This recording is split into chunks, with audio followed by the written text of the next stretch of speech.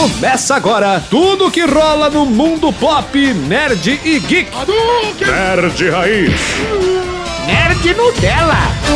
Bem-vindo, Nerd Tatorte e Nerd Falcão e o Soldado Invernal, começando mais um Nerd Raiz Nerd Nutella, Mike Prado. Olá, Fábio Nariz, e explicando o Raiz e Nutella de hoje, Tatorte foi a primeira obra audiovisual que a atriz Florence Cassumba fez em sua carreira, lá no ano de 2006. E Falcão e o Soldado Invernal é a mais recente. Ela interpreta ninguém menos em Falcão e o Soldado Invernal do que a Dora Milaje Ayo. E o assunto de hoje, é claro, é a nossa análise do quarto episódio de Falcão e o Soldado Invernal. Então, vinheta.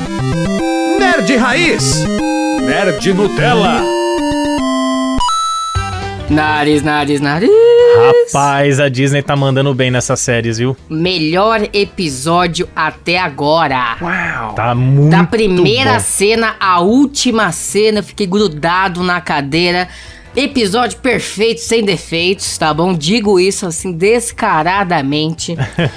E o Sebastian Stan, logo na primeira cena, mostrou que é um ator foda. Sim. Porque sem ele abrir a boca, você viu nos olhos dele a felicidade, o alívio de ter se livrado da programação do Soldado Invernal.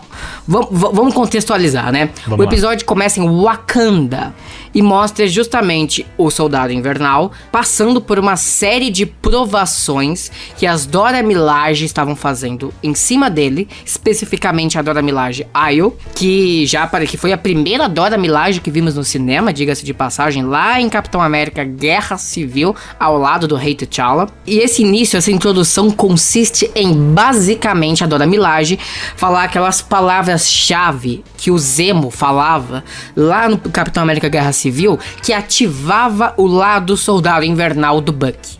Enquanto ela fala isso, ele vai tendo várias lembranças do Soldado Invernal. E é como se o Soldado Invernal tivesse tentando possuir ele, e ele ia contra essa possessão. E ao fim da última palavra, o Bucky, ele não se torna o Soldado Invernal, continua sendo Bucky. E a Ayo diz, né, parabéns, tipo, parece que você está livre, né, você está livre dessa sua sina.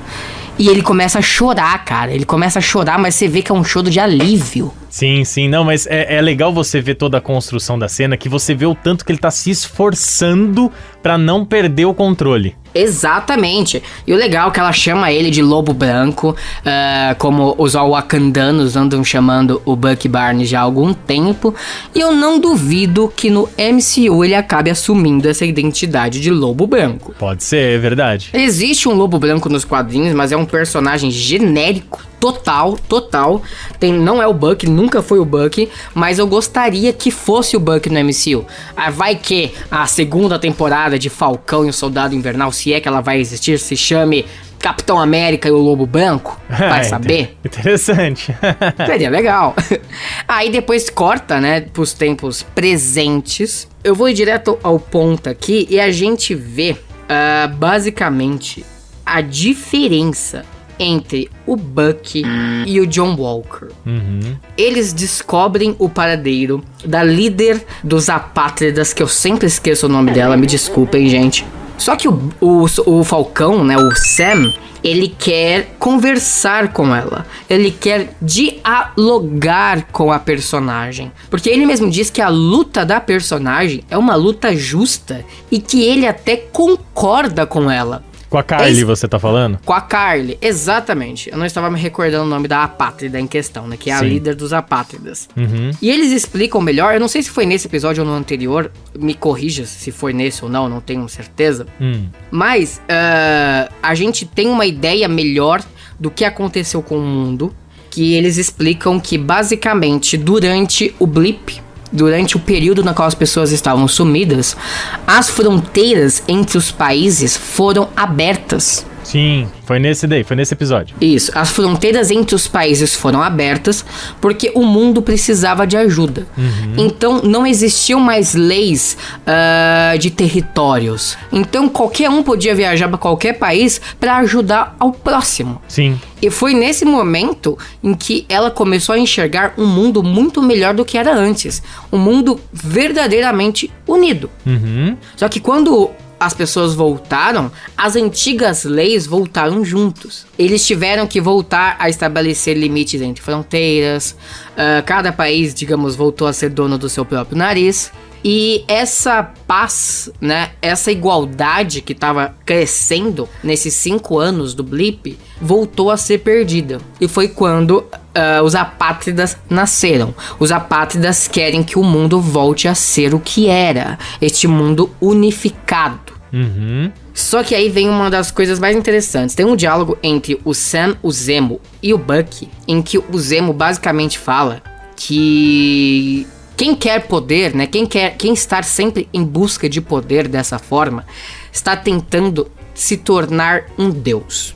E que não tem como você dizer que uma pessoa que tem esse foco em querer se tornar um deus, por mais que ela não saiba disso, pode ser uma boa pessoa. Quem está em busca do soro do super soldado só tem uma intenção, que é ficar mais forte, seja fisicamente, seja intelectualmente, quer ser o melhor. Sim. E que por causa disso, ele não poderia permitir o uso do soro do super soldado. Tanto que ele não quer o soro pra ele quer destruir o soro. Aí ele compara a luta dos apátridas, a luta até mesmo do governo americano em tentar criar um Capitão América, ele compara com os nazistas, compara com os Vingadores também, que são um grupo de pessoas que detêm o poder, e faz umas outras comparações. Tem até uma piada que eu achei engraçada, que o Sam fala: ei, peraí, você tá falando dos nossos amigos. Aí o Bucky: os Vingadores, não os nazistas. Eu dei risada nessa hora que ele fez esse comentário. Tipo, só pra você entender de quais amigos que é, viu? Não que a gente ache que você acha que a gente é amigo dos nazistas, mas tipo, ele explicou uma coisa que não precisava ser explicada. Exato, eu achei muito engraçado essa cena. Mas aí o Sam até diz: mas o soro do super soldado não corrompeu o Steve Rogers. E o Zemo responde: pois é, realmente, você está certo, meu amigo. Não corrompeu o Steve Rogers. Mas quantos Steve Rogers existem no mundo mesmo? Foi muito foda. Esse diálogo inteiro foi muito foda. E realmente faz total sentido. E ele fala basicamente sobre pessoas extremistas. Sim. Extremistas em suas ideias. E ele diz que é isso, né, que os apátridas são. E só pra completar o que você tá falando, você mesmo hoje fez uma publicação no Facebook de um trecho do primeiro filme do Capitão América. E que tem o doutor lá, né, que escolheu o Capitão América. Sign. Exato. Ele fala assim, eu vou até ler o que tá escrito, ó. O doutor fala pro Capitão assim: o soro amplia tudo que há lá dentro. O bom se torna ótimo, o mal se torna pior. Por isso você foi escolhido. Um homem forte que sempre conheceu o poder perde o respeito por esse poder, mas um homem fraco conhece o valor da força e conhece a compaixão. Esse diálogo é muito foda, cara. Aliás, todos os diálogos do Steve Rogers com o Dr. Exine são muito bons mesmo. Tem até um diálogo antes desse, mais pro começo do filme, em que o Dr. Exine descobre que o Steve Rogers, que é um garoto magro, um garoto doente, um garoto que mal consegue se manter em pé, ele tava indo de cidade em cidade, falsificando o seu próprio nome pra lutar na Segunda Guerra Mundial. Aí ele fala: meu, por que esse garoto não aceita que não tem chance de entrar na guerra devido à condição de saúde dele? Finge que é outra pessoa, por que ele está fazendo isso? Aí ele vai conversar com o Steve Rogers e diz: me responde uma coisa, você tá se alistando em várias cidades com vários nomes, pra quê? Você tá a fim de matar uns nazistas, né? É isso mesmo que você quer fazer, não é? Você quer matar uns nazistas? Assim, ele: não, eu não quero matar ninguém. Eu só não admito injustiça, independente de qual lugar do mundo essa injustiça venha. É isso que Steve Rogers responde pra ele. E vale relembrar que o Dr. Eckenstein, ele é alemão. Então, em nenhum momento o Steve Rogers questionou o sotaque alemão dele. Sim. Foi o próprio Eckenstein que falou: você não tá questionando o fato de eu ser um alemão em plena Segunda Guerra Mundial, com a situação atual? Assim ele diz, né? Meu, mas nem todo mundo é igual ao outro. Então, esses diálogos entre o Steve e o Dr. Eckstein resumem muito quem é Steve Rogers. E Nariz, esse diálogo que você acabou de ler, sabe com quem ele se encaixa feito uma luva? Ah, eu sei onde você vai chegar. O Sam. Sim. Se encaixa perfeitamente com o Sam. Ele não está em busca de força. O Sam não está em busca de poder. Ele está em busca de fazer o que é certo. Sim. De ajudar quem precisa. E é justamente nisso que é o Sam que quer conversar com a líder dos apátridas. Qual é o nome dela mesmo? A Carly. Carly Morgenthau. Exato. É o Sam que quer conversar com a Carly Morgenthau. Enquanto o próprio Buck, ele aceita o lado do Sam, mas ele fica meio assim. E o Barão Zemo tá nem aí. O Barão Zemo quer matar a menina de qualquer jeito. E o Capitão América, né? O Fapitão Famérica também quer matar a menina de qualquer jeito. E o diálogo entre ele e ela é muito interessante. Porque ele tá lá pra ser um ombro amigo. Ele tá lá pra mostrar a ela que ele não só entende a causa dela, como ele concorda com a causa dela. Só que ele diz que ela está fazendo isso do jeito errado. Que ela estava parecendo uma supremacista. Essa é a palavra que o Zemo havia usado, né? Eu falei extremista, mas é supremacista. E ela fala que ela não parece uma supremacista. Só que no decorrer do diálogo, ele vai, digamos, fazendo ela a falar os métodos que ela é capaz de usar para ter sua visão confirmada. E ela meio que diz: quem passar pela minha frente vai morrer, porque eu vou realizar a minha visão, porque eu sei que a minha visão é a certa. Assim, ele, nossa, mas isso parece com o que mesmo? E ela meio fica sem jeito, porque ela está sendo uma supremacista. Então, é muito interessante a forma que o Sam, ele consegue entrar na mente da Carly do jeito bom, mostrar que o que ela faz é o certo, só que ela está fazendo o certo do jeito errado. Só que aí, né, caga tudo, porque lá o Capitão América, né, o Capitão Famérica tá loucão. Nossa, ele tá louco, ele quer desesperadamente entrar lá, dá pra ver que o John Walker, ele sofre de ansiedade, ele tá com muita ansiedade, ele tem alguns problemas psicológicos sérios. Eu não digo que ele é esquizofrênico, coisa do tipo, mas, sabe, se ele ficasse 1 hora por dia com uma psicóloga, talvez resolvesse o problema. E aí, ele estraga tudo, estraga o diálogo do Sam com a Carly.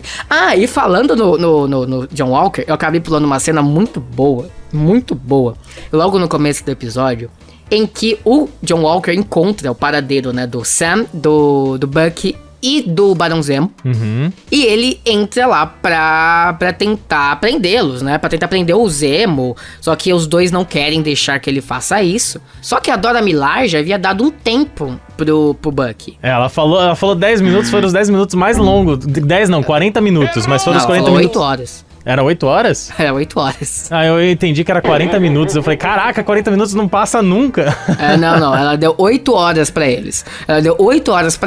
E ela chegou e veio prender o Barão Zemo. Porque ela deixou claro pro Bucky que ela estava decepcionada com ele.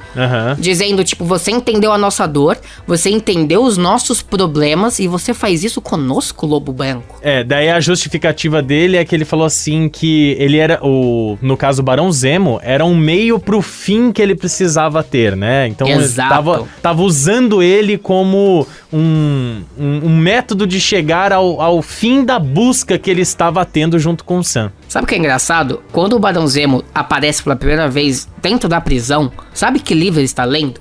Ele comenta até, né? Maquiavel. Sim, verdade. Maquiavel, basicamente, o conceito de os fins justificam os meios vieram de Maquiavel. Verdade.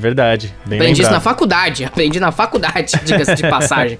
E, enfim, e essa cena é muito boa, porque as Dora Milaje, elas começam a brigar com o John Walker, com o Bucky, com o Sam, e começa a ter uma treta entre eles. E o Barão Zemo tá ali de boa. Sim, mas bebendo whisky. Peraí, vamos fazer as tretas do jeito certo. Estava lá o Capitão América com o Estrela Negra.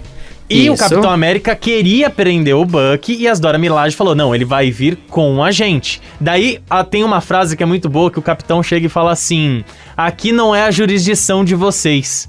E ela solta a frase mais foda que eu já vi. Ela fala assim, a jurisdição é aonde as Dora Milaje estiverem. Então assim, dane-se, não importa onde eu vou estar, se eu estou aqui, a jurisdição é minha. A frase é exatamente essa. As Dora Milaje têm jurisdição aonde as Doras Milaje estiverem. Isso. Olha que foda essa frase, sabe? Tipo, falou assim, cala tua boquinha, que aqui quem comanda é a gente. Pau no teu cu. Não, e as Dora Milaje, elas dão um pau nos 3. Não tem só a Ayo. Tem ela e mais uma, não é? Ou ela e mais 2? São ela e mais 2. E assim, é uma treta absurda que não teve boi pra nenhum dos 4 que estavam lá. Não, as Dora Milaje destruíram todos eles. Sim. Menos o Zemo, que tava ali de boa no cantinho, bebendo seu esquinho, entendeu? Assistindo a treta. Aí ele olhou pro lado, olhou pro outro. Aí deve ter pensado, vou mijar. Entrou no banheiro. E quem disse que ele saiu do banheiro? Nada. Não saiu. Eles até falam de uma pessoa, que eu não me recordo o nome agora, que havia escapado pelo cano. Literalmente pelo cano. Sim. Aí, eu não acredito que o Barão Zemo fez a mesma coisa que fulano de tal. Enquanto eles estavam tretando. Foi muito engraçado essa cena. Mas vale dizer que quem apanha mais é o John Walker. Nossa. Inclusive, tem uma cena que a Dora Milaje, ela lança a lança dela no escudo do Capitão América e ele não consegue tirar o escudo da mesa. Sim. E outra, o Sam e o Buck, eles no começo estão só olhando, só observando pra ver o pau que tá tomando os outros dois. Eles só intervêm quando elas meio que vão mostrar que vão fincar a lança nos dois, no caso, no Estrela Negra e também no Capitão. Daí eles tentam... Opa, peraí, calma aí, não exagera. Aí é demais, né? Eles entram pra treta junto, entendeu? Exatamente. Muito bom toda essa construção de cena, de verdade. Essa cena de ação foi incrível. E no final das contas, como eu disse, o Barão Zemo foge e as Dora Milaje acabam indo embora. E o John Walker, ele tem aquele momento de bebê chorão, de masculinidade frágil. Tipo, eu apanhei delas e elas nem eram super soldados. Claramente ele queria se tornar um super soldado. Começa aí a busca. Voltando onde nós estávamos, que é logo após o diálogo entre o Sam e a Carly, na qual o Capitão América, né, o John Walker, e o Buck também acabam atrapalhando esse diálogo, o que faz a menina fugir. Ela desconfia, ela tava entrando no papo do Sam e ela de repente se dispersa e foge. E eles correm atrás dela.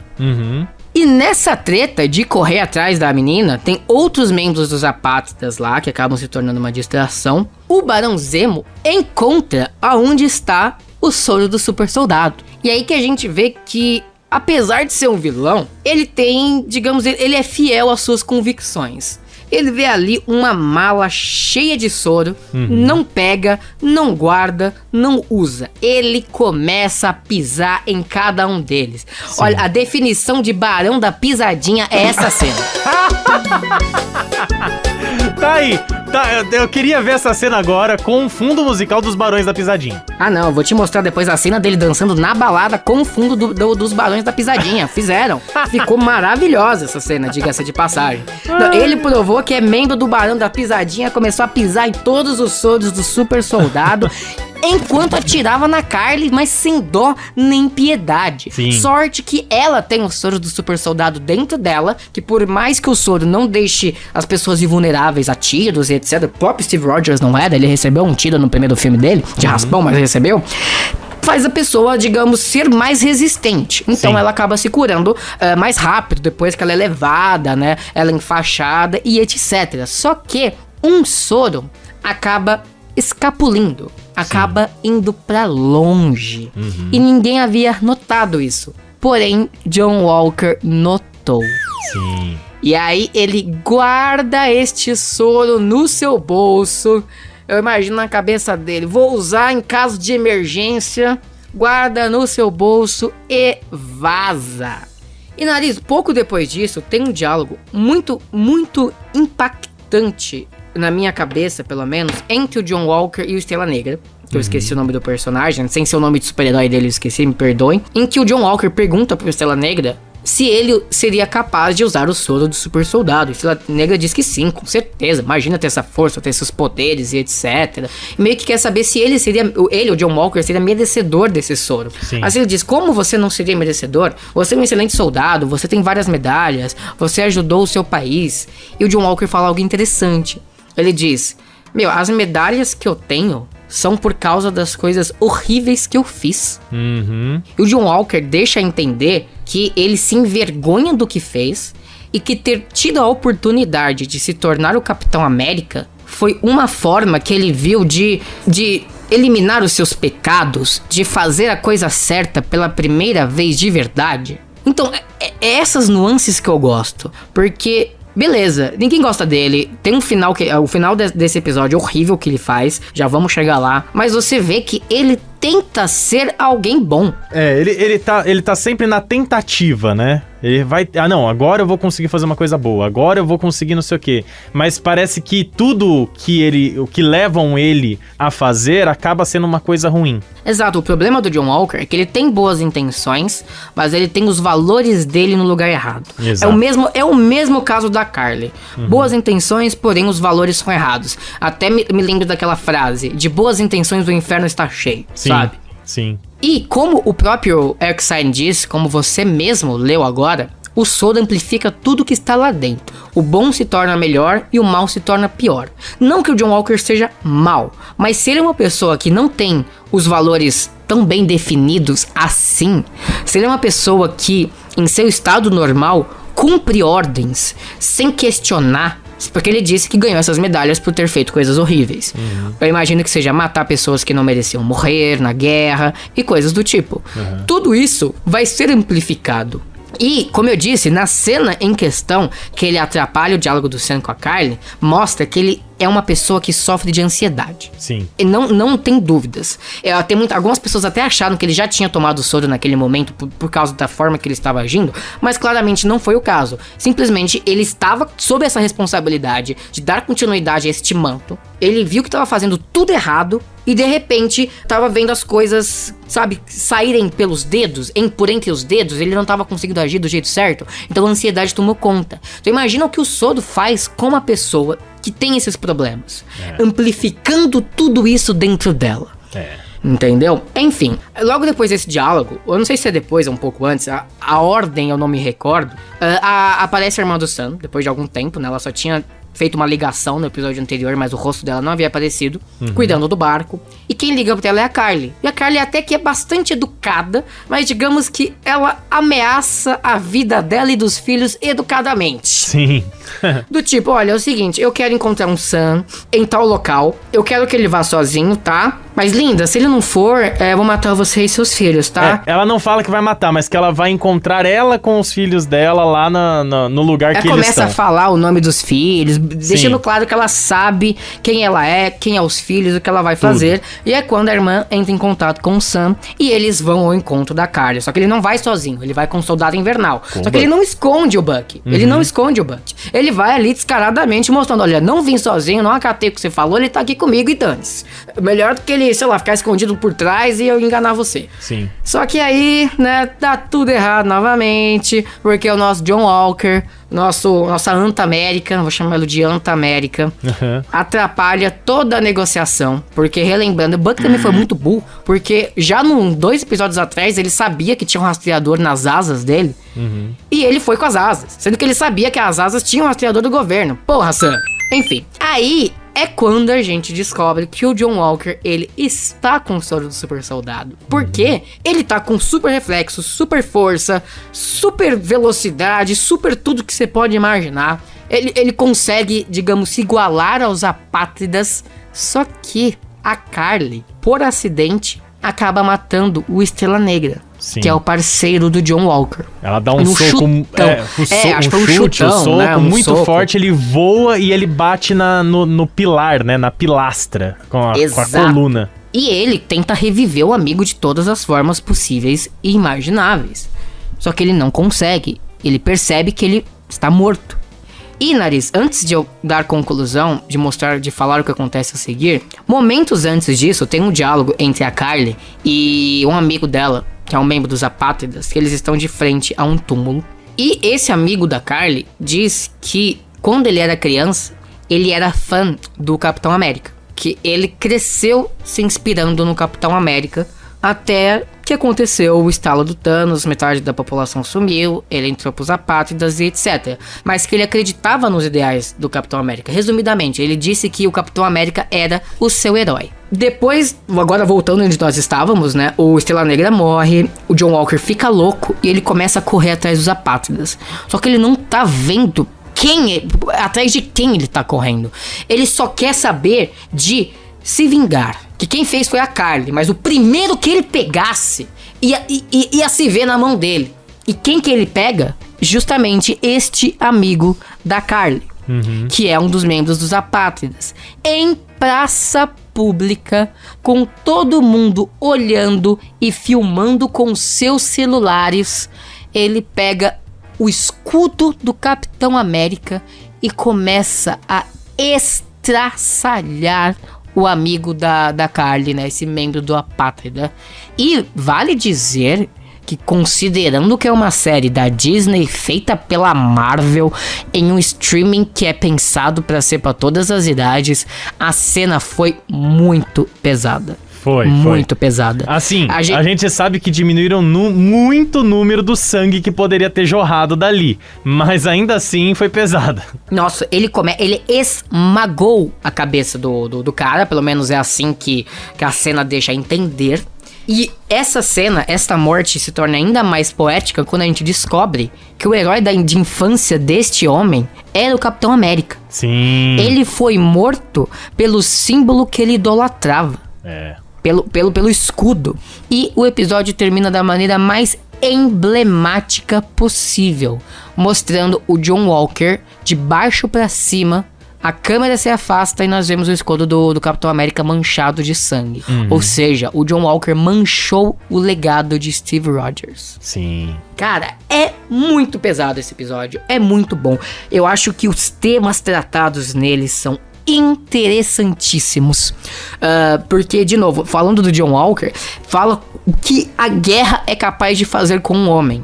Psicologicamente falando, sabe? Psicologicamente dizendo.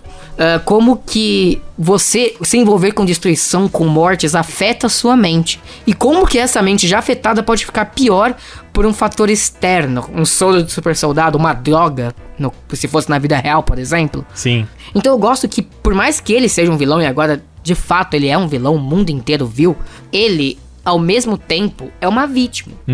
É uma vítima que não tem necessariamente controle dos seus atos. E eu juro pra você, eu fiquei embasbacado e eu estou muito feliz em como que as coisas estão se resolvendo em Falcão e Soldado Invernal e os temas complexos que o seriado está tratando.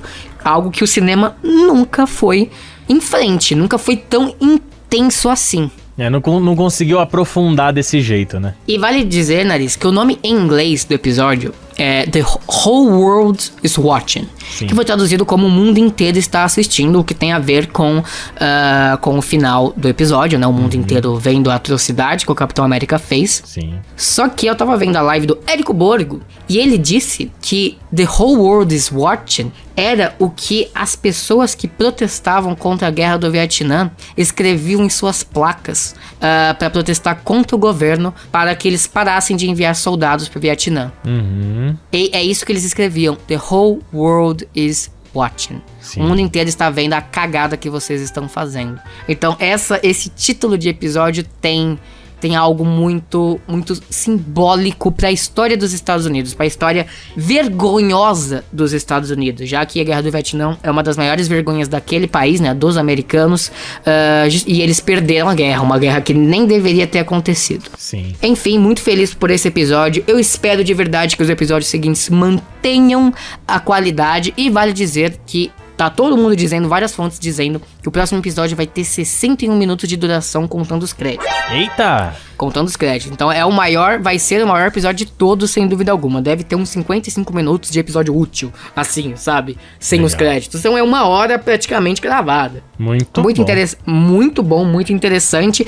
E os diretores dessa série estão prometendo um personagem surpresa no episódio 5. Um personagem que nunca apareceu no MCU e que existe nos quadrinhos, não é um personagem original. E que ele disse que está muito curioso para ver a reação do público com a presença desse personagem. Só que eles também falaram que não tem plano nenhum de usar esse personagem no futuro do MCU. Então eu não sei o que vai ser, mas eu espero que, pelo amor de Deus, né, não gere expectativa e decepciona a gente depois. Deve ser um personagem ali B, pelo menos, né? Se não tem ainda perspectiva num futuro próximo. Mas deve ser um personagem que uma galera conheça, mas que não seja do grande público. Leitor de quadrinho deve saber quem é. Sim, com certeza. Bom, aguardar então para ver o próximo episódio de Falcão e o Soldado Invernal. Enquanto isso, a gente traz as manchetes do dia.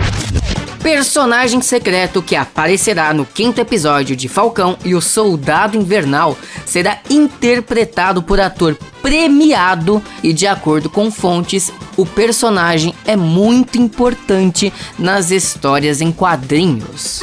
Jordan Vogt Roberts, diretor de Kong, A Ilha da Caveira e da vindoura adaptação de Metal Gear Solid, foi confirmado como o diretor da adaptação do famoso anime Gundam. Quem escreverá o filme é Brian K. Vaughan, conhecido pelos quadrinhos de Y, O Último Homem. O lançamento é uma parceria da Legendary Pictures com a Netflix e sairá exclusivamente no serviço de streaming. O conhecidíssimo brasileiro desenhista da Marvel Comics há mais de 20 anos, Mike Deodato Jr., publica uma homenagem a Juliette do Big Brother Brasil em suas redes sociais. Ele desenhou uma página com todos os membros dos X-Men reunidos, dizendo que eles torcem pela Juliette. Vale dizer que tanto Mike Deodato Jr. como Juliette nasceram na mesma cidade. Roteirista de Assassin's Creed Valhalla gostaria de ver o jogo no Brasil. Voz do Homem-Aranha da animação clássica dos anos 90 desmente rumor de que aparecerá em Homem-Aranha no Aranhaverso 2. Filme do Flash terá supervisor de efeitos especiais de Godzilla vs Kong e Liga da Justiça de Zack Snyder. O roteirista de Duna, Eric Hoff, confirma que já escreveu o argumento da sequência, relembrando que a ideia do diretor Denis Villeneuve sempre foi dividir a nova adaptação em 2 filmes. Se essa sequência acontecerá ou não, depende apenas do sucesso do primeiro longa-metragem, que estreará esse ano simultaneamente nos cinemas e no HBO Max. Fãs fazem campanha para reviver filme solo do Batman de Ben Affleck. A ideia é que ele vá direto para a HBO Max, como foi o caso do Snyder Cut. Muito bem, depois das manchetes a gente encerra mais uma edição aqui do Nerd Raiz Nerd Nutella. Quero agradecer você que sempre faz o download aí, né, do nosso podcast no Spotify, na Aurelo, ouve também no YouTube, porque a gente está no YouTube lá com o podcast também. Você também pode curtir no seu aplicativo de podcasts favoritos, tem tudo quanto é lugar Nerd Raiz Nerd Nutella, é só você procurar e seguir a gente. E também aproveita e siga no Instagram, @Nerd Raiz Nerd Nutella, lá tem a publicação de todos os episódios, tem um monte de destaques bacanas e, claro, você pode mandar sua dúvida, sugestão ou comentário tanto no @Nerd Raiz Nerd Nutella quanto nos nossos pessoais, né, Mike? Exatamente, e você me encontra no perfil @MLegoPrado, tanto no Instagram como no Twitter. O meu @FabioNariz87 no Instagram e Fábio Nariz no Twitter. Obrigado mais uma vez pelo download, indique o Nerd Raiz Nerd Nutella para aquelas pessoas que gostam desse universo nerd e, claro, quando você menos esperar, no seu feed tem mais um episódio do Nerd Raiz Nerd Nutella. Você ouviu Nerd Raiz Nerd Nutella. Roteiro Mike Prado, esta fera. Edição Fábio Nariz, galera.